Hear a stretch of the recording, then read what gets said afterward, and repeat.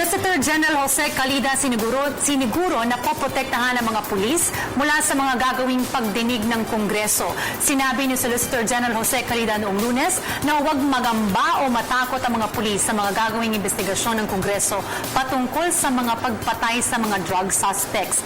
Ayon kay Calida, hindi niya papayagang matigil ang mga hakbang ng Philippine National Police o PNP at mga opisyal nito na ipatupad ang utos ni Pangulong Duterte na itigil ang problema ng drug trafficking sa bansa.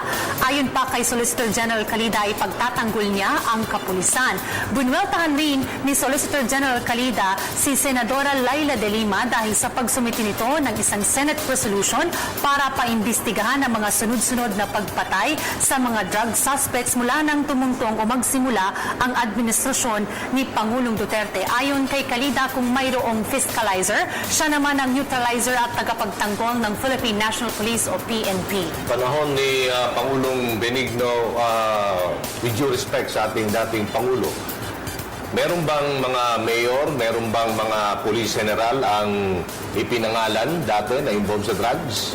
Di ba? Ngayon, sunod-sunod na ang raid.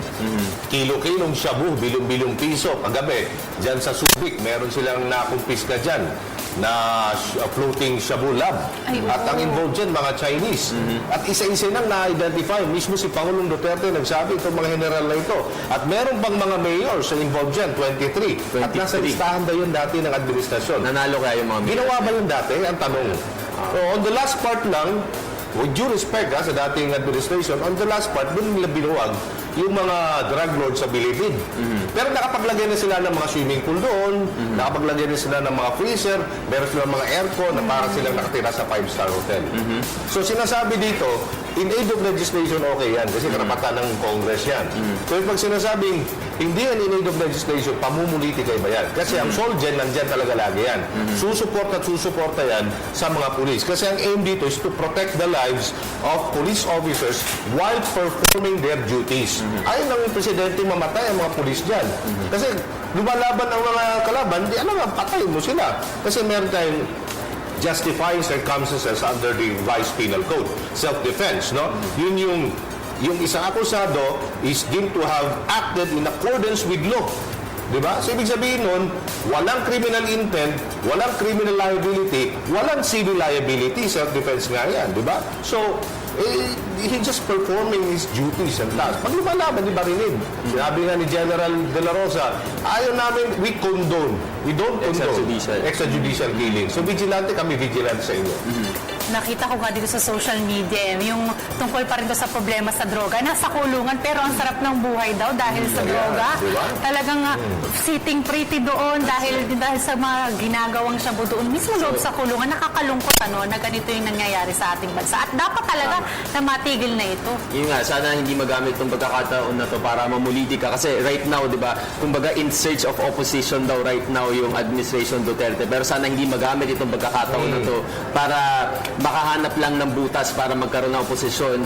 Bagkus yun nga, para magpatuloy pa rin yung kampanya ng ating administrasyon laban sa droga. Sana hindi magkaroon ng intimidation sa pagitan ng mga branches kasi baka yun yung gawin ng na siguro nagtatago sa imahe ng in aid of legislation pero baka nga maharangan lang yung kampanya anti-drugs. May due process talaga, right to be heard, notice. Pero may self-defense. Pag lumalaban, talagang patayin mo. Saan ka nakakakita ngayon ang administrasyon na ito? Libo-libo sumusuko ng mga pusher at drug user. Dati meron mga ganon. Wala. Lumulubot, dumadami tuloy ang mga drug pusher dati. Pero ngayon talagang, pag sinabing may political will, si Pangulong Duterte, gano'n, may political will, susunod talaga lahat, di ba? Gusto ba natin ng gano'n? Oo naman, kahit sino. Ayaw yung mga anak ko na ma-victim sa drugs, di ba? Sabi nga ni Chief Senior Superintendent kahapon ng QCPD na si Eleazar, itong mga drug users and drug pushers, talagang may mga armas sila. So ano naman yung gagawin ng mga kapulisan natin? Tatanggapin lang nila yun. So, dedepensa nila yung sarili nila. Suportahan natin ang kampanya ng ating pamalaan laban sa illegal at droga. Samantala, Jules. Okay, ito na. Next topic natin, itong pinakamainit na usapin ngayong araw. Dahil ang Pilipinas, ayon sa isang political analyst na si Richard Heydarian, malaki ang posibilidad na maipanalo ang arbitration case laban sa China. Okay, so talagang marami mag-aabang ngayon sa buong Pilipinas regarding sa result ng desisyon na to. Ilalabas ang desisyon ng Hague-based UN Permanent Court of Arbitration ngayong araw, July 12, matapos ang 3 taong legal battle ukol sa mainit na maritime dispute sa pagitan ng Pilipinas at sa China. So yung exact time daw nito, 11 a.m. CEST or Central European Summer Time or around 5 p.m. dito sa Pilipinas. Ang ruling ay ilalabas o ibibigay sa China at sa Pilipinas sa pamamagitan ng isang email na nakasulat sa Ingles, sa French at sa Mandarin Chinese. Kung babalikan natin, kinwestiyon ng Pilipinas ang 9-dash line claim ng halos buong South China Sea. Sakop nito ang mga isla, reefs at maging ang 200 nautical mile exclusive economic zone ng Pilipinas.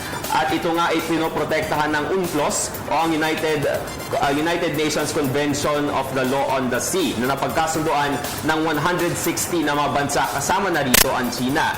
Hindi nakaisa ang China sa arbitration dahil hangad pa rin nila na maresolba ang dispute sa pamamagitan ng bilateral talks at konsultasyon. Ito nga ang paggalang sa historical facts at ang pagsunod sa international law. Ayon pa rin kay political analyst Heydarian, maaring dalawa ang hakbang na gawin ng Duterte administration kung sakaling may panalo natin ang kaso. Number 1, maaring maglabas ng isang malakas na pahayag na sundin ng China ang desisyon o kausapin naman, number 2, kausapin ng China upang hindi na ito maglabas ng isang malakas na pahayag laban sa desisyon. Kung babalikan natin, sinabi ng ating Pangulong Duterte na hindi naman tayo siyempre papasok sa giyera laban sa China dahil isa itong massacre para sa Pilipinas given na hindi naman ganun kalakas ang militar natin compared sa military ng China. At dagdag pa nga ng political analyst na maaaring vague legal semantics lamang ang lamanin ng desisyon upang hindi masyadong makasama sa imahe ng China dahil ang China nga ay nagsasabi na maaaring mag-withdraw ito sa UNCLOS.